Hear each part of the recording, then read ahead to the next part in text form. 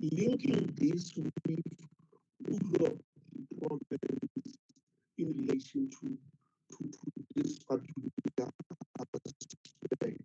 And everyone doesn't pass this test in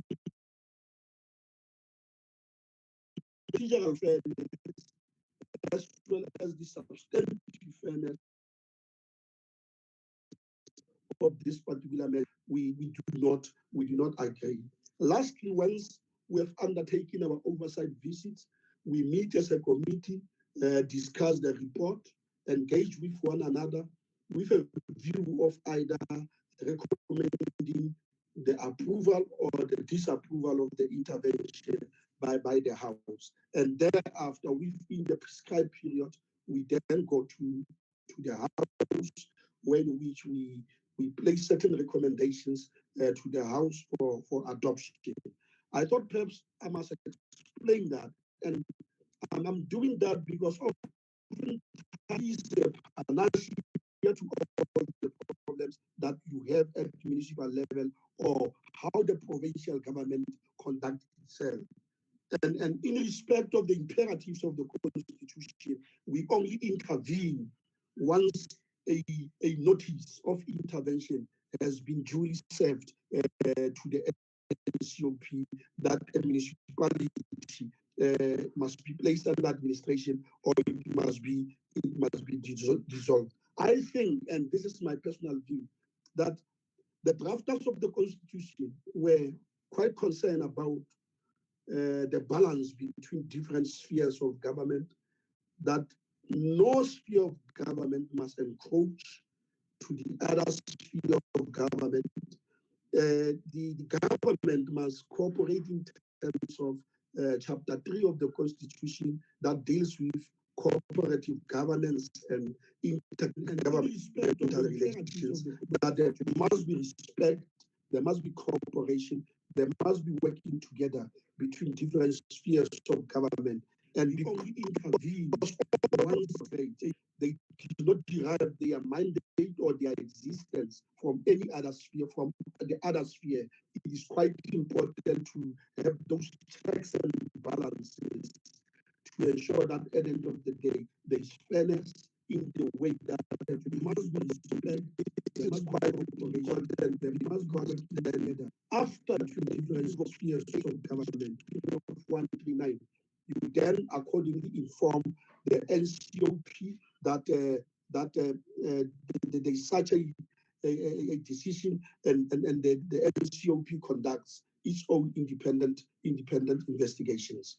Having said that, I want to just share with you generally the next slide, which is dealing with our observations about the reasons why throughout in our interaction with the provinces into four parts. The first reason being that this measures in terms of Section 1, the collapse of government, the affections and all of that, the financial state of the municipality,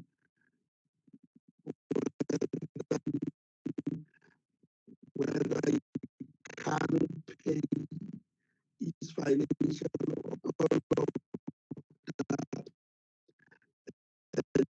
that.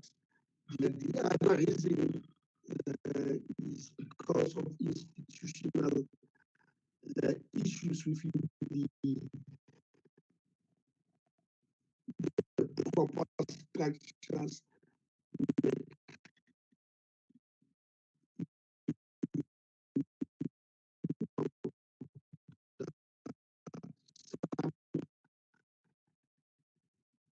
they don't have Section 79 of that. But lastly, because of service delivery problems, and in that, lastly,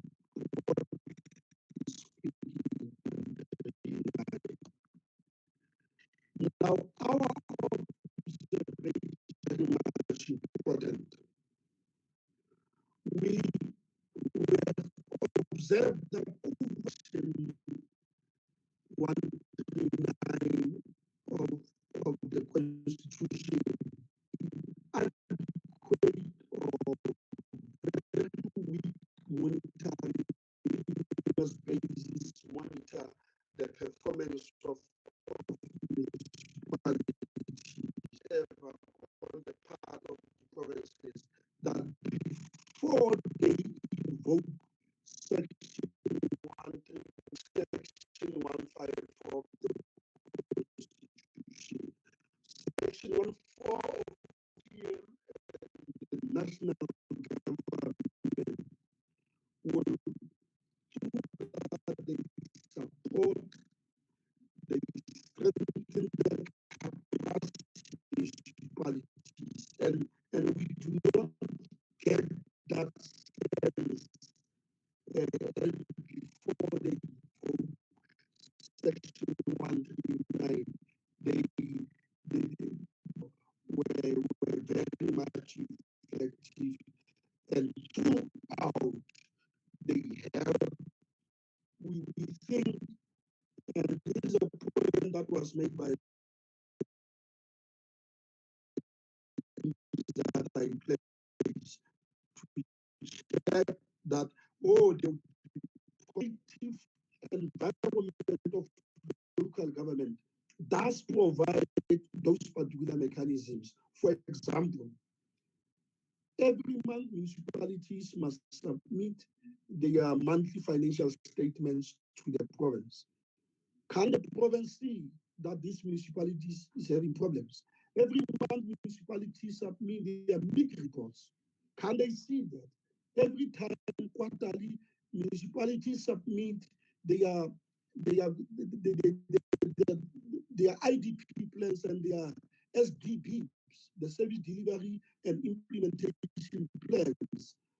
Can the provinces see that? And for me, and even in terms of the intergovernmental relations, the province would have seen and realized that this municipality is having problems and therefore we need to intervene. But the other problem in our view is that the provincial governments are, most of them, the departments are equipped. They do not have the necessary systems, the necessary structures, and the mechanism to support municipalities all the time. And that is a problem. And with due respect, we realize that most of these other provinces, they themselves need to be supported before they support the municipality. Because in themselves, they have their own particular problems, and the Constitution enjoins them to support municipality. And with that, in our view, we think that there are problems somewhere in the provincial departments. But we also think that the interventions are mostly reactive. We react often on a particular situation, but we are not proactive and taking some measures in advance to help the municipalities. But we also observe that there's no adequate allocation of resources for the implementation of intervention. Like Doctor indicated earlier on that it is getting poorly implemented because you send one person who must oversee a metro or who must oversee a big category B municipality instead of sending a team. And our experience is that once a person in the form of administrator is sent, oftentimes this person is sent by COPTA in the province, but a decision to invoke Section 139 was taken by the province. Why can't, if the problem relates to health, a person from the health department be designated? Whether it is related to housing, it is related to infrastructure roads, why don't we have a team with the necessary resources to support the municipality? And that's our point. And as I indicated, the deployment of one administrator without concomitant experts per the diagnosis of the challenge at the municipal level is a problem of water, fixing water. Send a person who from the provincial government who has that capacity to deal with those particular issues. And this is an observation that we are making as a committee. And I pointed out that the sector departments are not coming on board. It's only one department struggling alone in the form of COPTA doing the intervention. And our observation again, which is quite important, we think that oftentimes, or in some cases, these interventions are used to settle political scores. When there are factional battles in a particular political party, when there are tensions, when there are issues, when there are differences, when there are infightings, they use that to settle the scores against a particular municipality. And that's our observation in this particular instance. But we also observe as a committee that once you send an administrator in the province, there's sometimes resistance. People don't want that. Last night we were with the Northwest government until very late in the evening. They were saying that since they involved 1391B in 2 municipalities, that was never implemented because the administrators were chased away. All that I'm saying that it becomes the problem of resistance is of the motives for the invocation of Section 139. And then the other problem is the lack of sound political and administrative interface. Sometimes the politicians want interventions, the administrators don't want them. Sometimes the administrator welcomes the intervention, and the political component in council don't want that. But again, another observation is that most provinces do not submit regular reports during the intervention, at least quarterly reports, so that there must be an assessment whether this intervention is working or not at a very, very early stage, so that if there are problems, we must intervene immediately. Worse, it is when at the final closure of the intervention, when it comes to an end, you struggle from other provinces to even get a close-out report as to what happened, so that you learn from those particular experiences. But as I said, the last point in this slide, it relates to the communities who are spectators in the process. They are not informed, they are not consulted, they are not told about the invocation of Section 139. I will just run through the other observations before I deal with our proposals. That some municipalities have worsened since the intervention. The caliber of administrators who are in charge, and some of them are failures. Some of them were fired in one municipality, they now suddenly working in another municipality. And that is a problem, that you need people who are capable, having diagnosed what is the problem, intervene accordingly in terms of solving that. But failures will not solve to resolve your own problems. But our observation again is, as Councillor Stofile said, repeated interventions in municipalities for the same reason.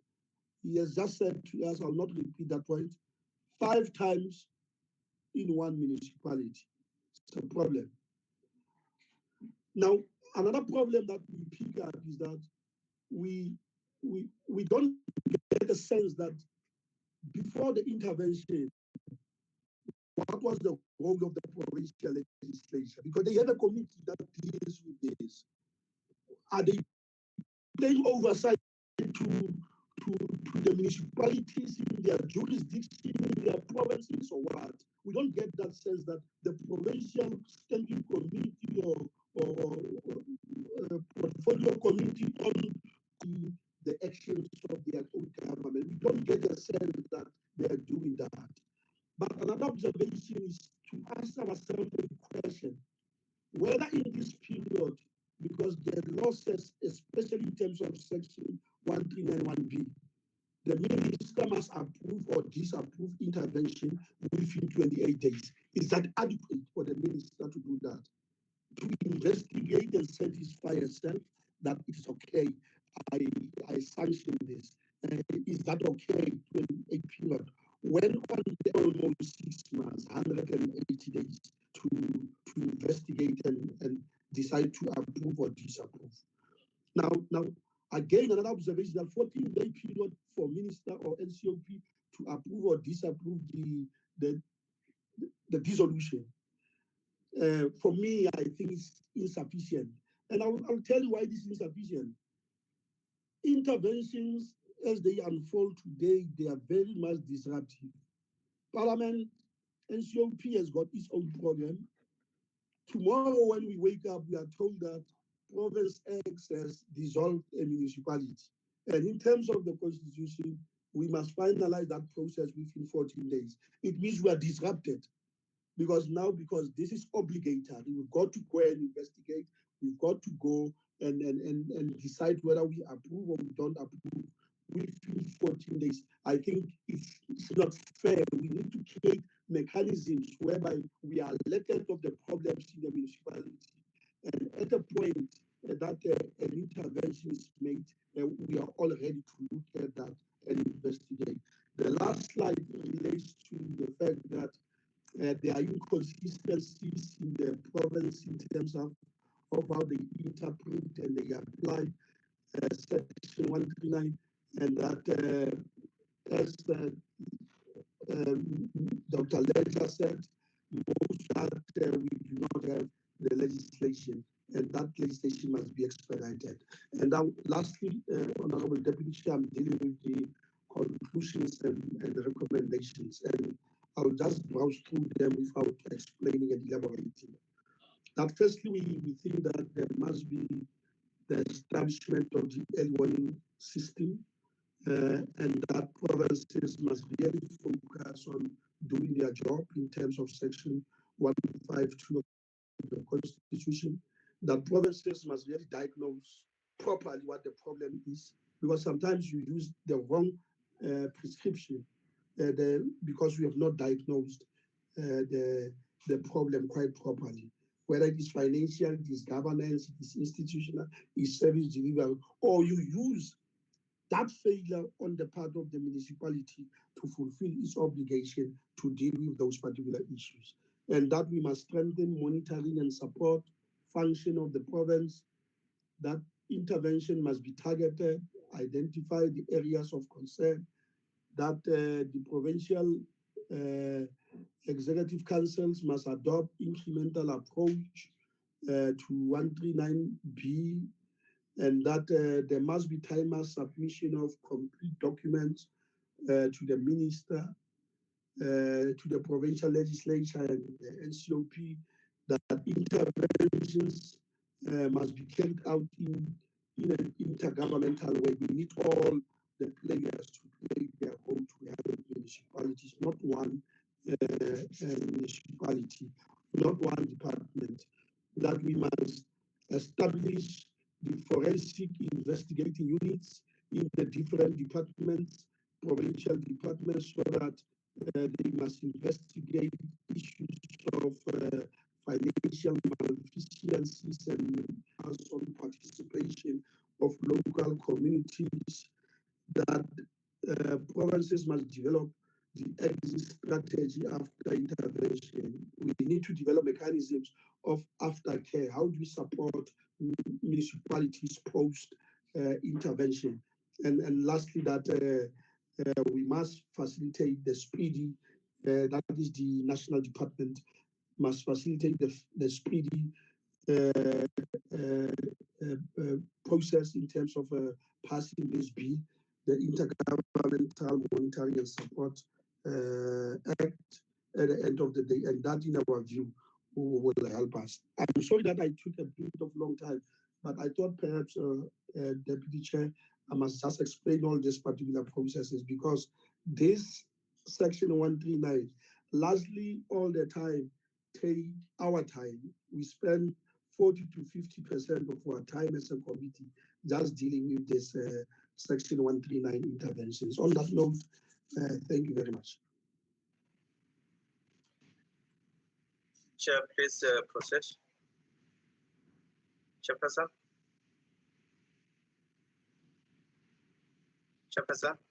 Yes, thank you very much. you, Chair. No, thank you very much. We will now proceed to the next input from Honorable Gao, Deputy Minister of Cooperative Government.